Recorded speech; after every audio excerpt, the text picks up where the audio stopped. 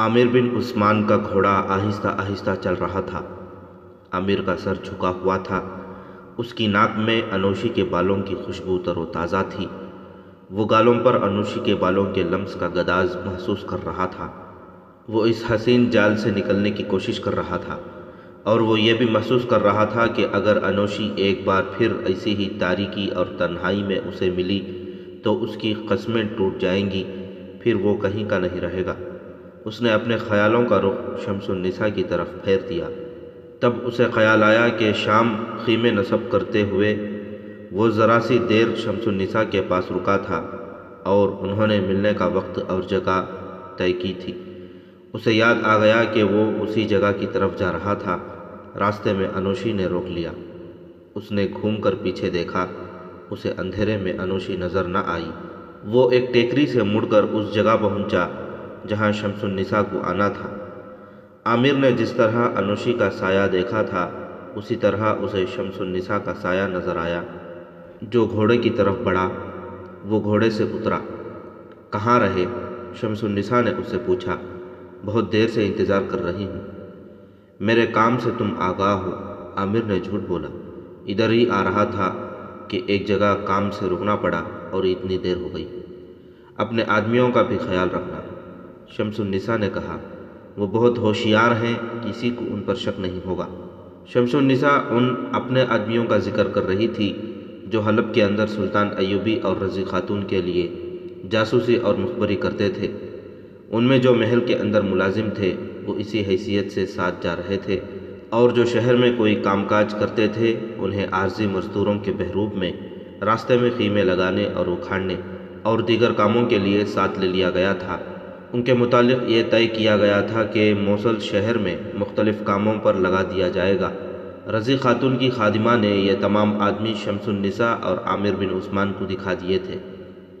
آؤ کچھ دیر بیٹھ جائیں، شمس النساء نے اپنا بازو عامر کی کمر کے گرد لپیٹ کر کہا۔ عامر نے اپنا بازو شمس النساء کی کمر کے گرد لپیٹا۔ شمس النساء اس کے ساتھ لگ گئی، ایک قدم اٹھایا اور رک گئی۔ اس نے ناک عامر کے سینے سے لگا کر سونگھا اور اس سے الگ ہٹ کر بولی، تم کہاں تھے؟ کس کے پاس تھے؟ میں جانوروں کو دیکھ کر آ رہا ہوں، عامر نے جواب دیا۔ جانور عطر کب سے لگانے لگے ہیں؟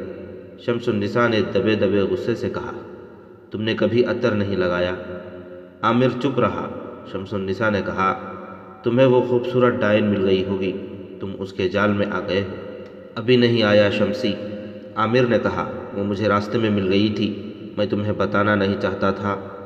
تمہیں کسی وہم میں مبتلا نہیں ہونا چاہیے، میں اتنا کچا آدمی نہیں ہوں۔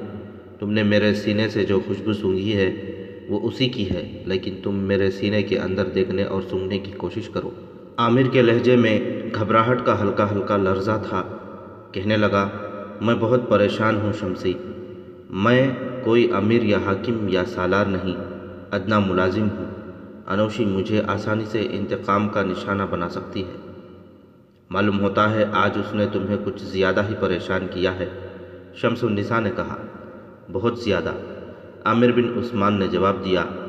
آج اس نے اپنا دل کھول کر میرے آگے رکھ دیا ہے۔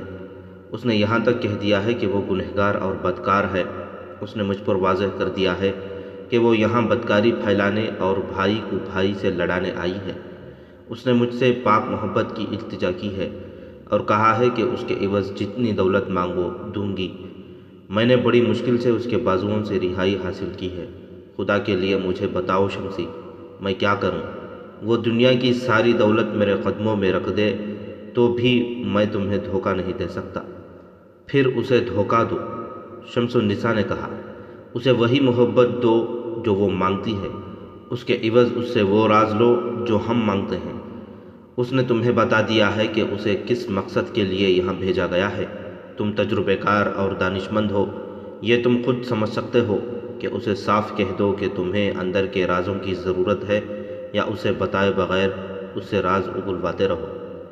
میں یہ سوچ سکتا ہوں، عامر نے کہا، مگر ڈرتا ہوں کہ تم ایک نہ ایک دن میرے خلاف غلط فہمی میں مبتلا ہو جاؤ گی۔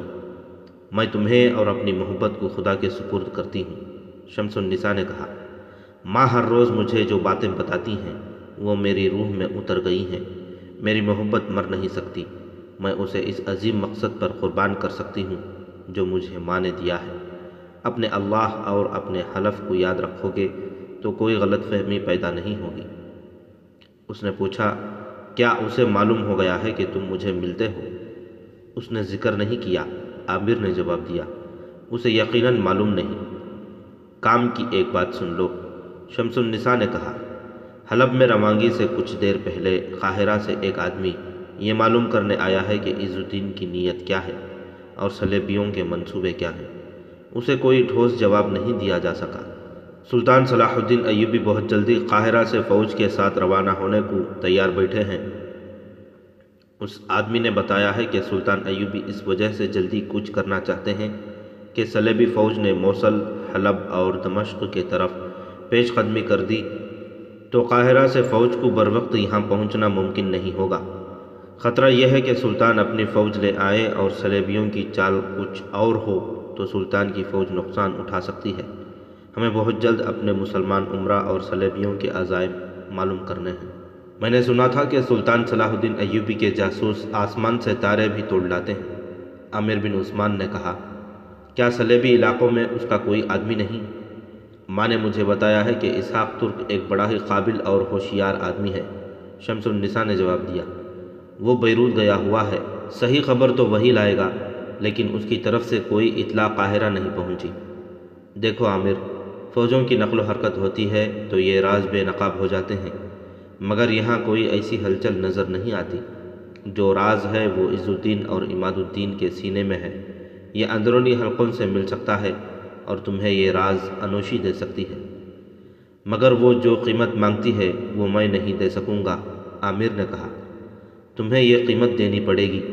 شمس النساء نے کہا، میں یہ قیمت دینے کو تیار ہوں، میں اپنے بھائی کے گناہوں کا کفارہ ادا کرنا چاہتی ہوں۔ مذہب اور امت رسول صلی اللہ علیہ وسلم کی عظمت کے لیے ہماری آپس کی محبت اور دلوں کی خواہشیں کوئی معنی نہیں رکھتی۔ ہمیں ان شہیدوں کا قرض ادا کرنا ہے جو اسلام کے نام پر اپنی دلہنوں کو نوجوانی میں بیوہ کر گئے ہیں۔ عامر، کچھ نہ سوچو، قربان ہو جاؤ۔ اس وقت اسحاق ترک بیروت میں تھا۔ بیروت صلیبی حکمران بالڈوین کی فرنگی لشکر کی بہت بڑی چھاؤنی بنا ہوا تھا۔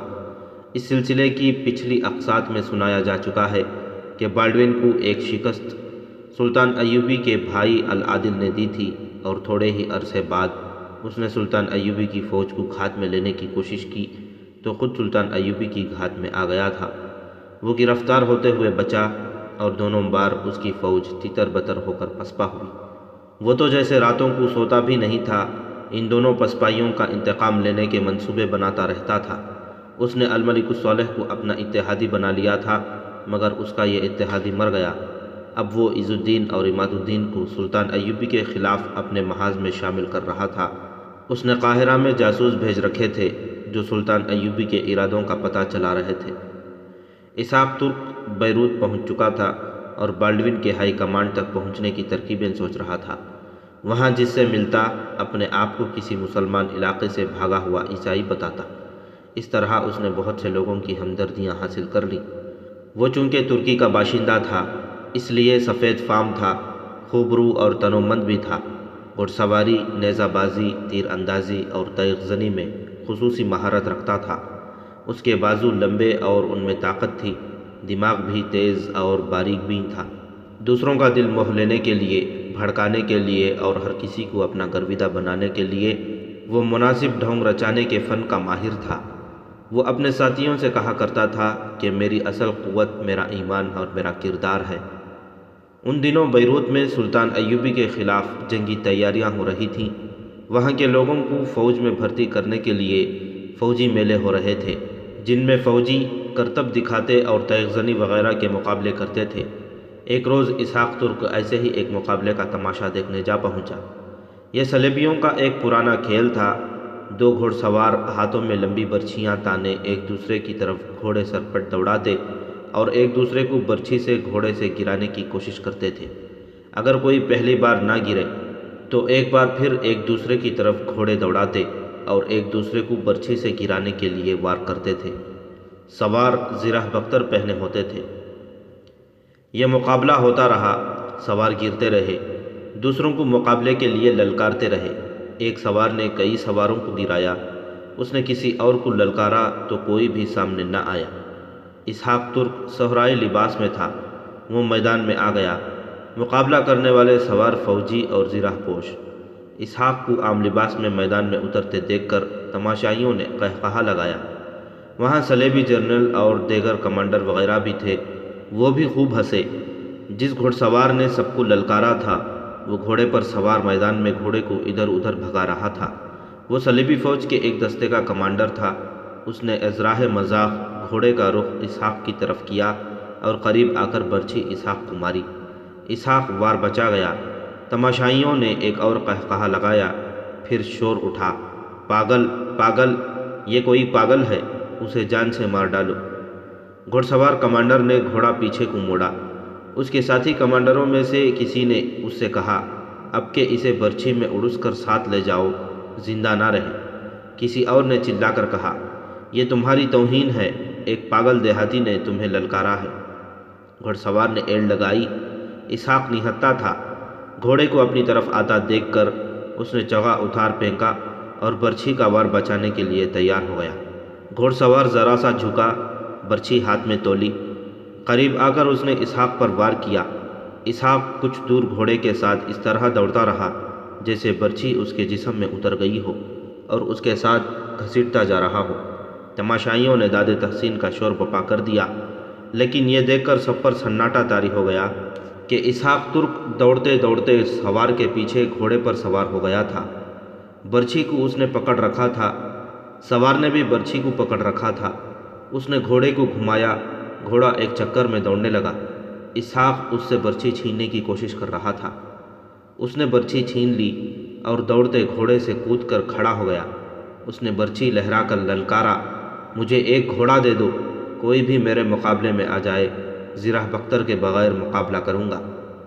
گھڑ سوار کمانڈر گھوڑے سے اتر کر اسحاق کے پاس آیا۔ اس نے بازو پھیلا رکھے تھے۔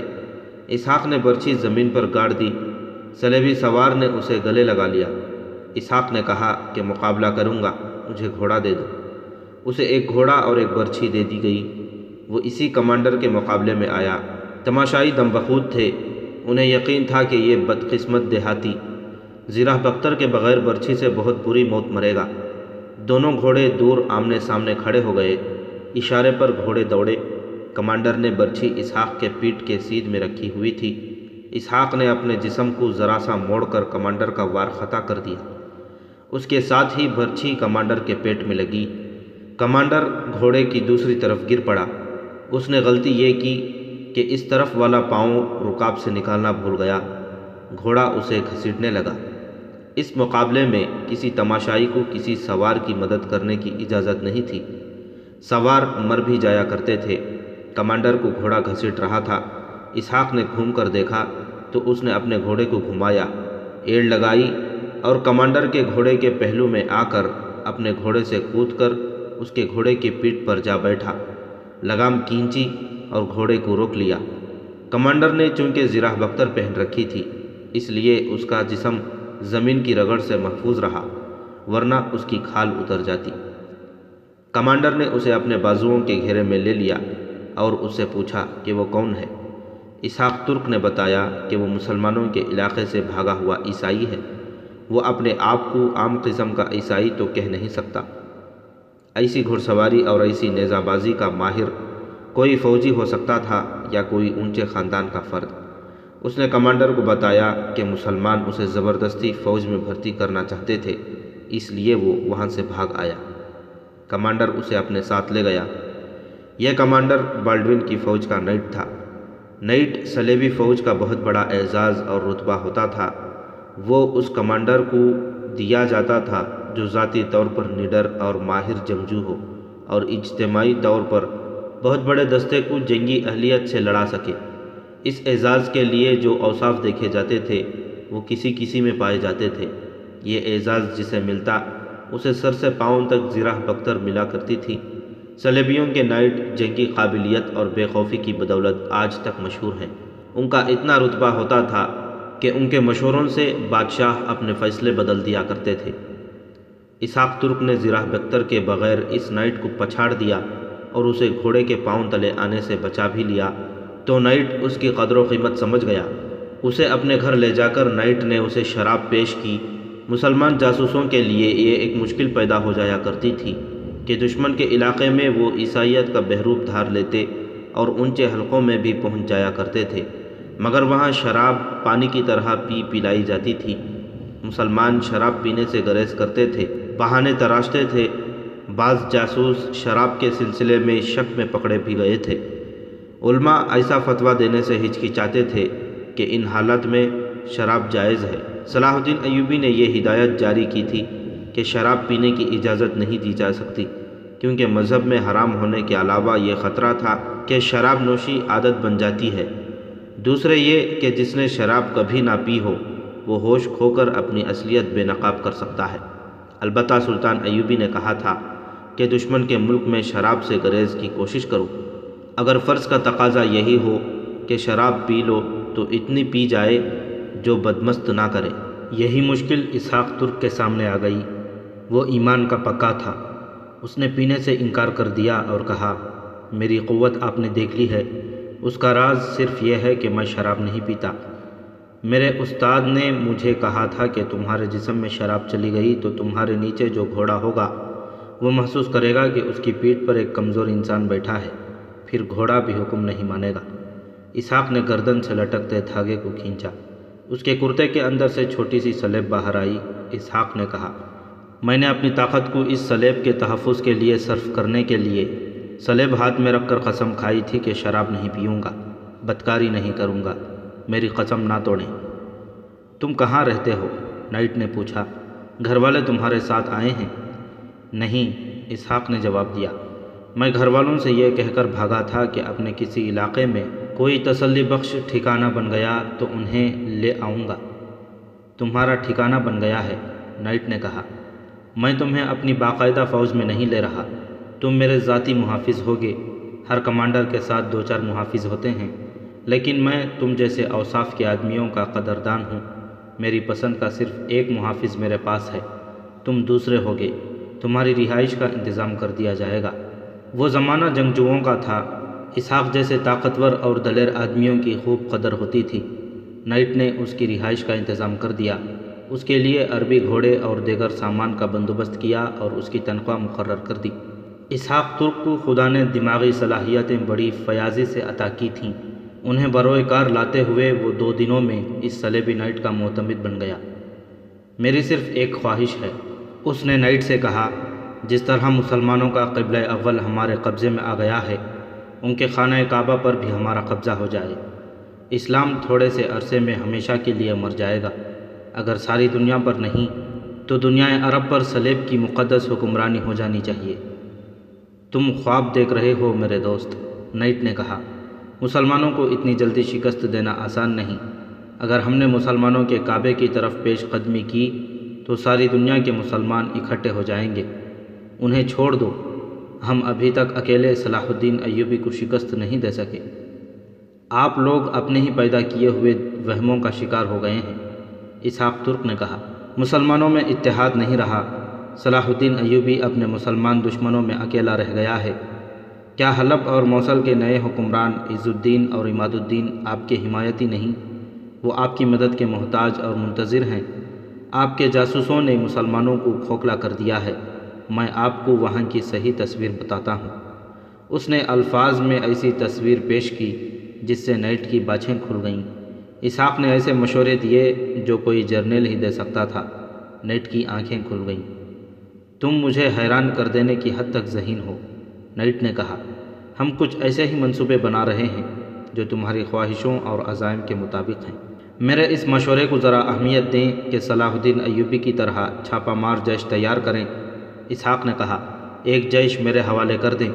میں مسلمان علاقوں اور ان کی نازک رگوں سے اچھی طرح واقف ہوں۔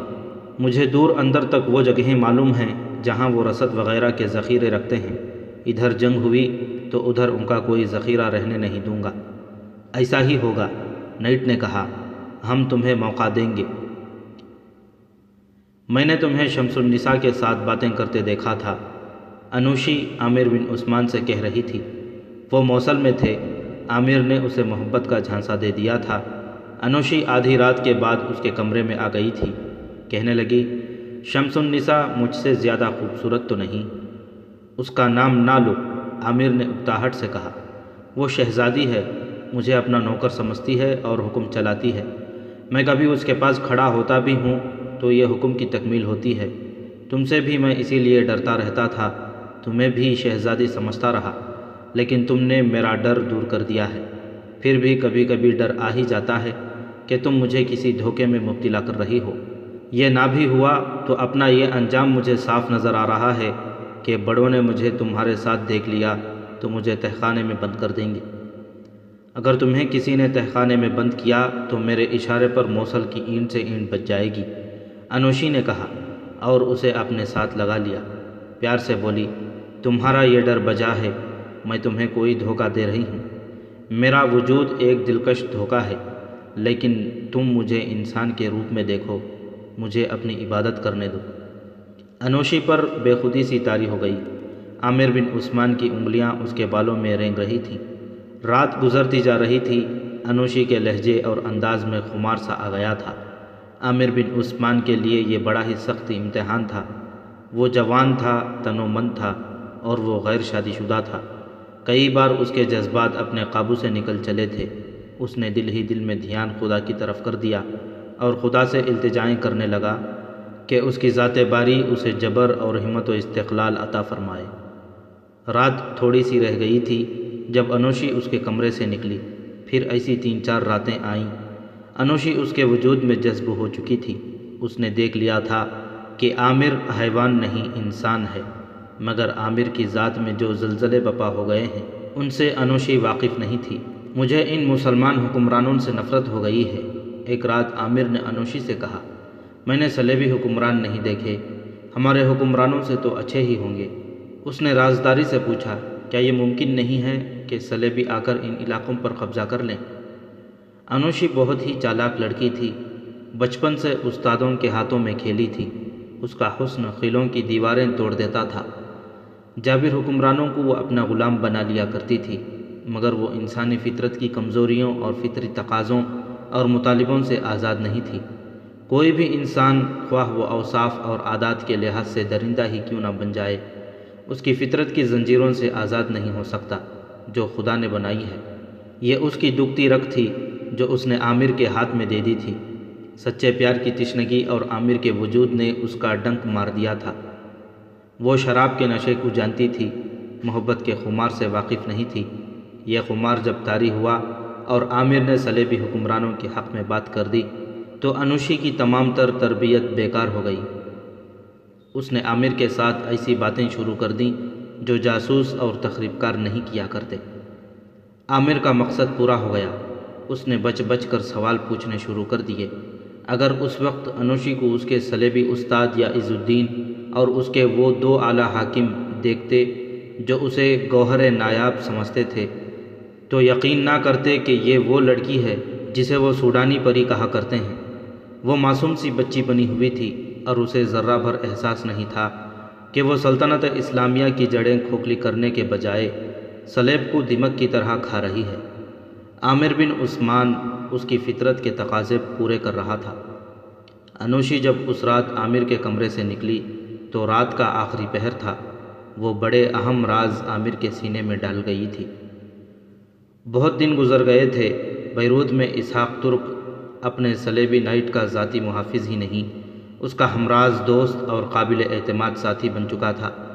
اس نے یہ بھی دیکھ لیا تھا کہ بالڈوین کے فرنگی لشکر کے ایک بڑے دستے کا یہ کمانڈر صلیب کا اتنا خیر خواہ نہیں جتنا اپنی اس خواہش اور عزم کا غلام ہے کہ وہ اگلی جنگ میں بڑھ چڑھ کر کامیابی حاصل کرے اور شاہ بالڈوین سے عرب کا کوئی ٹکڑا انعام کے طور پر حاصل کر لے۔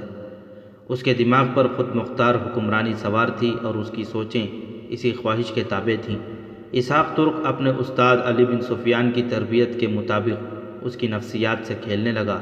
جس طرح انوشی جیسی خطرناک لڑکی فطرت انسانی کی کمزوریوں اور تقاضوں کے سامنے بے بس ہو گئی تھی، اسی طرح صلیبیوں کا یہ نائٹ اپنے نظریے سے ہٹ کر اور اپنی خواہشات سے مغلوب ہو کر یہ سوچنے کی ضرورت ہی محسوس نہیں کر رہا تھا کہ جس اجنبی کو اس نے اپنا دوست بنا لیا ہے وہ صرف اس کی نہیں، اس کے بادشاہ اور اس کی صلیب کی شکست کا پیامبر ہے۔ ایک روز نائٹ اسحاق ترک کو بیروت سے دور لے گیا۔ اسحاق کو پتہ چلا کہ نائٹ کا دستہ رات کو بڑی جلدی میں کوچ کر گیا ہے۔ نائٹ اس دستے کو مختلف جگہوں پر تقسیم کرنے کے لیے جا رہا تھا۔ اسحاق محافظ کے طور پر اس کے ساتھ تھا۔ دستے تک پہنچے تو دیکھا کہ خیمے نہیں لگائے گئے تھے، اس میں گھوڑ سوار بھی تھے اور پیادے بھی۔ نائٹ نے اپنے ماتحت کمانڈروں کو بلا کر مختلف جگہیں بتائیں اور حکم دیا کہ ان جگہوں پر وہ خیمے گاڑ لیں اور تیاری کی حالت میں رہیں۔ اسحاق پاس کھڑا یہ احکام سن رہا تھا۔ ہو سکتا ہے تمہیں 1 مہینے تک تیاری کی حالت میں رہنا پڑے، نائٹ نے اپنے چھوٹے کمانڈروں سے کہا، لیکن اکتا نہ جانا۔ ہمیں کل قاہرہ سے آئے ہوئے ایک جاسوس نے اطلاع دی ہے کہ صلاح الدین ایوبی نے بیروت کو محاصرے میں لے کر اس شہر پر قبضہ کرنے کا فیصلہ کر لیا ہے۔ ہمیں توقع تھی کہ وہ اب بھی دمشق کی طرف آئے گا اور سب سے پہلے اپنے مسلمان عمرہ کو، جن میں حلب، موصل اور ہرن کے عمرہ خاص طور پر قابل ذکر ہیں، اپنے ساتھ ملائے گا۔ اس کے بعد وہ ہمیں للکارے گا، مگر اب یہ قابل اعتماد اطلاع ملی ہے کہ وہ سب سے پہلے ہمارے دل پر وار کرے گا اور اس کے بعد اپنے ان عمرہ سے، جنہیں ہم نے اپنا درپردہ دوست بنا رکھا ہے، نپٹے گا۔ اگر ہمیں یہ اطلاع نہ ملتی تو ہم بیروت کے اندر اس محاصرے میں آ جاتے۔ تم میں سے بہت سے ایسے ہیں جنہیں یہ معلوم نہیں کہ صلاح الدین ایوبی محاصرے کا ماہر ہے۔ اس کے محاصرے میں آئی ہوئی فوج کے پاس صرف یہ چال رہ جاتی ہے کہ ہتھیار ڈال دے۔ صلیب کی برکت سے ہمیں پہلے ہی اشارہ مل گیا ہے۔ اسحاق سن رہا تھا۔ اس نے اپنے کپڑوں کے اندر پسینے کی نمی محسوس کی۔ اسے یہ سن کر غصہ آنے لگا کہ صلاح الدین ایوبی کے اندرونی حلقے میں بھی صلیبیوں کے جاسوس موجود ہیں، جنہوں نے اتنی خطرناک اطلاع یہاں پہنچا دی ہے۔ اسے معلوم تھا کہ مسلمان ایمان فروشی پر فوراً اتر آتے ہیں۔ سلطان ایوبی کے ہمراز حلقے میں کوئی صلیبی تو نہیں جا سکتا۔ اب یہ ذمہ داری اسحاق ترک بڑی شدت سے محسوس کرنے لگا کہ وہ قاہرہ پہنچے اور علی بن سفیان کو بتائے کہ اگر سلطان نے واقعی بیروت پر فوج کشی کا فیصلہ کر لیا ہے تو سیدھا بیروت نہ جائے۔ اس اطلاع سے ہم یہ فائدہ اٹھا رہے ہیں کہ جس طرح ہمارا دستہ اس علاقے میں گھات کی صورت میں بھیجا گیا ہے، اسی طرح چند اور دستے جن میں گھوڑ سوار زیادہ ہیں بیروت کے ارد گرد اور دور دور بھیج دیے گئے ہیں۔ صلاح الدین ایوبی کا استقبال وہ دستے کریں گے جو بیروت میں تیار ہوں گے۔ وہ اس کی فوج کو یہ تاثر دے کر الجھائیں گے کہ اس نے بیروت کو اچانک آ دبوچا ہے۔ وہ جب محاصرے کو تنگ کر رہا ہوگا ہم عقب سے اس پر حملہ کر دیں گے، پھر وہ بیروت کے اندر والی ہماری فوج اور ہمارے باہر والے دستوں میں آ کر ہمیشہ کے لیے پس جائے گا۔ جناب، ایک پرانی عمر کے کمانڈر نے کہا، یہ معلوم ہو چکا ہے کہ وہ کس طرف سے آئے گا؟ ابھی یہ معلوم نہیں ہو سکا، نائٹ نے جواب دیا۔ ممکن یہ نظر آتا ہے کہ وہ ہمارے علاقوں میں سے گزر کر آنے کا خطرہ مول لے گا۔ شاہ بالڈون نے ہدایت جاری کی ہے کہ راستے میں اس کے ساتھ جھڑپ نہ لی جائے، اسے دور اندر تک اور بیروت تک آنے دیا جائے۔ یہاں ہم اس کی فوج کو رسد سے محروم کر کے ماریں گے، اور آپ کو یہ تو معلوم ہوگا کہ بیروت سمندر پر واقع ہے۔ اسی کمانڈر نے کہا، وہ اپنی بحری قوت بھی استعمال کر سکتا ہے۔ وہ بحری قوت استعمال کرے گا، نائٹ نے کہا۔ اس کی بہت سی فوج بحری جہازوں سے آ رہی ہے، ہم نے اس کا بھی انتظام کر لیا ہے۔ ہم سمندر میں اس کا مقابلہ نہیں کریں گے، اس کی فوج کو اترنے کا موقع دیں گے۔ اس طرح ہم اس کے جہازوں کو تباہ کرنے یا انہیں بھاگنے کا موقع دینے کے بجائے جہازوں پر قبضہ کریں گے۔ میرے دوستوں، تم جانتے ہو فوج کو راز کی ایسی باتیں نہیں بتائی جاتی، کیونکہ جس طرح ہمارے جاسوس مسلمان علاقوں میں موجود ہیں، اسی طرح ہمارے علاقوں میں مسلمان جاسوس سرگرم ہیں۔ سپاہیوں کے منہ سے نکلی ہوئی بات صلاح الدین ایوبی کے کانوں تک پہنچ سکتی ہے، مگر بعض حالات میں اپنے کمانڈروں کو معلوم ہونا چاہیے کہ آنے والے حالات کیسے ہوں گے اور ان کا پس منظر کیا ہے۔ یہ احتیاط کریں کہ سپاہیوں کو پتہ نہ چلنے پائے کہ ہمیں صلاح الدین ایوبی کے متعلق کوئی اطلاع ملی ہے، ورنہ وہ اپنا فیصلہ بدل دے گا۔ کیا آپ کو مسلمان عمرہ کی نیت کا علم ہے؟ ایک اور کمانڈر نے پوچھا۔ ایسا نہ ہو کہ وہ ہم پر حملہ کر دیں۔ ان کی طرف سے ہمیں کوئی خطرہ نہیں، نائٹ نے کہا۔ حلب کا والی عز الدین موصل میں آ گیا ہے اور موصل کا امیر عماد الدین حلب چلا گیا ہے۔ یہ تبادلہ ہماری کارستانی سے ہوا ہے، وہاں کے حالات ہمارے قبضے میں ہیں، البتہ یہ توقع رکھی جا سکتی ہے کہ ان میں سے کوئی مسلمان حکمران صلاح الدین ایوبی پر حملہ کر دے یا اسے رسد دینے سے انکار کر دے۔ بہرحال یہ یقین ہے کہ اپنے مسلمان امراء کی طرف سے صلاح الدین ایوبی کو تعاون نہیں ملے گا۔ رات کو اسحاق ترک نے نائٹ کے ساتھ سلطان صلاح الدین ایوبی کے متعلق حملے اور بیروت کے محاصرے پر تبادلہ خیال اور خوشی کا اظہار کیا کہ اسے اپنی خواہش کی تکمیل کا موقع مل جائے گا۔ اس نے کچھ اور ضروری باتیں معلوم کر لیں۔ اس کے سامنے اب یہ مسئلہ تھا کہ وہاں سے نکلے اور قاہرہ پہنچے۔ وہ آسانی سے فرار ہو سکتا تھا، لیکن اس نے سوچ لیا تھا کہ غائب ہو جانے سے نائٹ کو شک ہو جائے گا کہ یہ جاسوس تھا جو سب کچھ دیکھ کر چلا ہے، لہٰذا وہ اپنی اسکیم میں رد و بدل کر لیں گے۔ وہ نائٹ کو بتا کر جانے کی سوچنے لگا۔ اسے ایک بہانہ مل گیا جو یہ تھا کہ وہ اپنے گھر کے تمام افراد کو مسلمان علاقے میں چھوڑ آیا ہے۔ اب چونکہ اس کا ٹھکانہ بن گیا ہے، اس لیے وہ انہیں وہاں سے نکالنا چاہتا ہے، ورنہ مسلمان انہیں پریشان کریں گے۔ یہ بہانہ پیش کر کے اس نے نائٹ سے کہا، ایک آدھ مہینے بعد ہم جنگ میں الجھ جائیں گے، پھر نہ جانے کب فرصت ملے۔ انہیں ابھی لے آؤں تو بہتر ہے، یہ بھی ممکن ہے کہ میں جنگ میں مارا جاؤں۔ مرنے سے پہلے انہیں یہاں لانا چاہتا ہوں تاکہ میرے بعد میری بہنیں مسلمانوں کے ہاتھوں خراب نہ ہوتی پھریں۔ بہانہ معقول تھا۔ نائٹ نے اسے جو گھوڑا دے رکھا تھا وہی اس کے پاس رہنے دیا اور کہا، ابھی روانہ ہو جاؤ اور جس قدر جلدی آ سکو واپس آؤ۔ اسحاق ترک اس صلیبی نائٹ سے زیادہ جلدی میں تھا۔ اسے بہت جلدی قاہرہ پہنچنا تھا، لیکن اس سے پہلے حلب اور موصل جانا ضروری تھا، کیونکہ اس کے کانوں میں وہاں کے حکمرانوں اور امراء کے متعلق کچھ باتیں پڑی تھیں۔ اسے یہ پتہ نہیں چل سکا تھا کہ سلطان ایوبی جب ان علاقوں میں فوج لائے گا تو موصل کے حکمرانوں اور سالاروں کا رویہ کیا ہوگا۔ اسے معلوم تھا کہ حلب میں اس کے ساتھی جاسوس کون کون ہیں اور وہ کہاں مل سکتے ہیں، مگر نائٹ کی زبان سے اس نے سنا تھا کہ عز الدین موصل اور عماد الدین حلب چلا گیا ہے۔ اس کا مطلب یہ ہو سکتا تھا کہ رضی خاتون بھی موصل میں ہوگی، اور اگر وہ موصل میں ہے تو اس کی خادمہ بھی ساتھ ہوگی۔ محل کے اندر کی دنیا سے رابطہ اس خادمے کے ذریعے ہو سکتا تھا۔ بہرحال اسے وہاں کے حالات کا اور حالات کی خبر دینے والے خفیہ ساتھیوں کا کچھ پتہ نہ تھا، سوائے دو کے جو موصل میں تھے۔ وہ اسی رات روانہ ہو گیا۔ گھوڑا اچھا تھا، اسحاق ماہر سوار تھا، مہینوں کی مسافت دنوں میں طے کرنے کا اسے تجربہ تھا۔ وہ فاصلہ طے کرتا اور خدا سے یہی دعائیں مانگتا جا رہا تھا کہ اس کے قاہرہ پہنچنے سے پہلے سلطان ایوبی کوچ نہ کر چکا ہو۔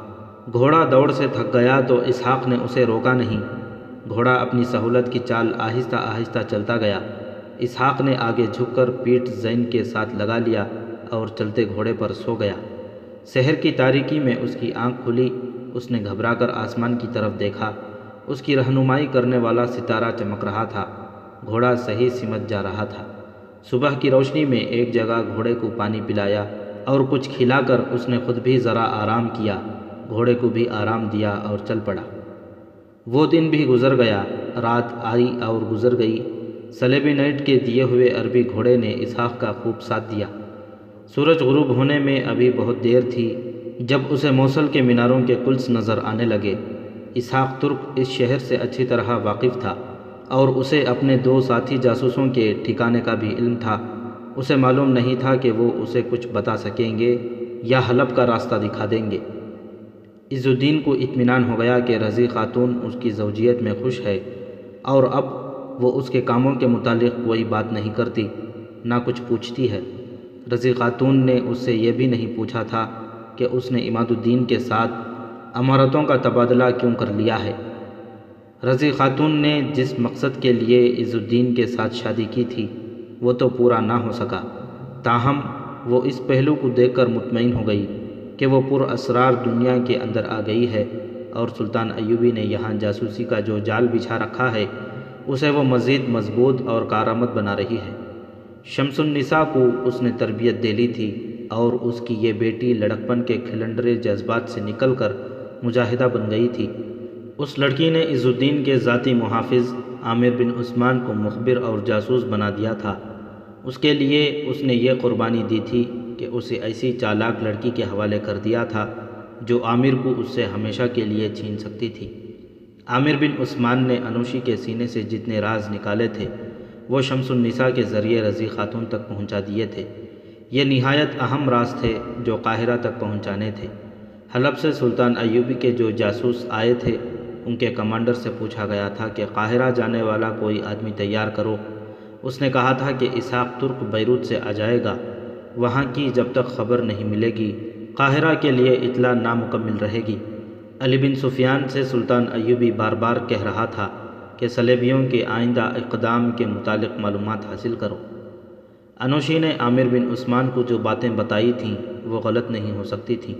وہ عز الدین اور اس کے خصوصی مشیروں پر اتنی غالب آئی ہوئی تھی کہ وہ اس لڑکی کی موجودگی میں انتہائی نازک باتیں کرتے رہتے تھے۔ ان لوگوں کے ساتھ اسے کوئی دلچسپی نہیں تھی، انہیں وہ قابل نفرت انسان سمجھتی تھی۔ وہ تو اپنا فرض ادا کر رہی تھی، اسے ابھی یہ معلوم نہیں ہوا تھا کہ جس عامر کو وہ دل و جان سے چاہتی ہے وہ اپنا فرض ادا کر رہا ہے۔ عامر کا انداز ایسا تھا جیسے وہ اپنی دلچسپی کی خاطر ایسی باتیں پوچھ رہا ہو۔ عز الدین نے رضی خاتون کی سیر کے لیے بھگی وقف کر رکھی تھی۔ ایک شام رضی خاتون شمس النساء کے ساتھ باہر نکل گئی۔ شہر کے قریب ہی سبزہ زار تھا جس میں ایک چشمہ بھی تھا۔ یہ جگہ اتنی خوبصورت تھی کہ صرف شاہی خاندان کے لیے وقف کر دی گئی تھی۔ رضی خاتون کے ساتھ اس کی خادمہ بھی تھی اور محافظ کے طور پر علی بن سفیان بھی ساتھ تھا۔ عز الدین کو عامر پر بھروسہ تھا اور اس نے عامر کو حکم دے رکھا تھا کہ رضی خاتون جب بھی سیر کے لیے باہر جائے تو عامر ساتھ ہو۔ اس جگہ پہنچ کر بھگی کو دور کھڑا کر دیا گیا۔ رضی خاتون اور شمس النساء چشمے کی طرف چلی گئیں۔ عامر بن عثمان بھی ساتھ رہا۔ یہ صرف سیر نہیں تھی بلکہ سیر کے بہانے عامر سے معلوم کرنا تھا کہ اسے اور کیا کچھ معلوم ہوا ہے۔ اس وقت اسحاق ترک موصل میں اپنے ایک ساتھی کے پاس پہنچ چکا تھا اور یہ ساتھی اسے بتا رہا تھا کہ رضی خاتون بھی ان کے گروہ میں شامل ہو گئی ہے بلکہ سرپرستی کر رہی ہے۔ ان دونوں کے درمیان کچھ باتیں ہوئیں تو ان کا ایک اور ساتھی آ گیا۔ اس نے اسحاق کو بتایا کہ رضی خاتون کی خادمہ اس وقت چشمے پر گئی ہے، بہتر ہے اسحاق اسے وہاں ملے۔ اسحاق نے اپنے ان ساتھیوں کو بتایا تھا کہ وہ بہت جلدی میں ہیں اور کام کی کوئی بات معلوم ہو سکے تو وہ رات رکنے کے بجائے فوراً قاہرہ کو روانہ ہو جائے۔ اسی لیے اسے بتایا گیا تھا کہ خادمہ چشمے پر ملے گی۔ اس آدمی نے رضی خاتون کی سواری ادھر جاتے دیکھی تھی۔ اسحاق کو یہ تو بتا ہی دیا گیا تھا کہ رضی خاتون بھی ان کے ساتھ ہے، لہٰذا امید رکھی جا سکتی ہے کہ اس کے ساتھ بھی ملاقات ہو جائے۔ عامر بن عثمان چشمے کے کنارے رضی خاتون اور شمس النساء کو بتا رہا تھا کہ انوشی کی بتائی ہوئی باتوں کے مطابق یہ یقین ہو گیا ہے کہ صلیبیوں کے خلاف جنگ کی صورت میں عز الدین سلطان ایوبی کو دوستی کے دھوکے میں رکھے گا۔ اگر سلطان رسد مانگے گا تو رسد بر وقت پوری نہیں بھیجے گا۔ اگر سلطان نے فوج مانگی تو یہ بہانہ پیش کیا جائے گا کہ اس کے تعلقات عماد الدین کے ساتھ اچھے نہیں رہے اور عماد الدین موصل پر حملے کے لیے آرمینیوں کے ساتھ ساز باز کر رہا ہے، اس لیے فوج قلعے میں موجود رہنی چاہیے۔ عامر نے بتایا کہ عماد الدین کا رویہ بھی ایسا ہی ہوگا۔ ان حالات میں سلطان ایوبی کا باخبر ہونا ضروری تھا کیونکہ وہ ان دونوں کو اپنا اتحادی سمجھتا تھا۔ خادمہ ادھر ادھر ٹہل رہی تھی، اسے کسی کے گانے کی آواز سنائی دی۔ ریگزاروں کے راہی راہوں سے بھٹکیں، ستاروں کو دیکھیں۔ سیرگاہ کے قریب سے کوئی گاتا ہوا گزر رہا تھا۔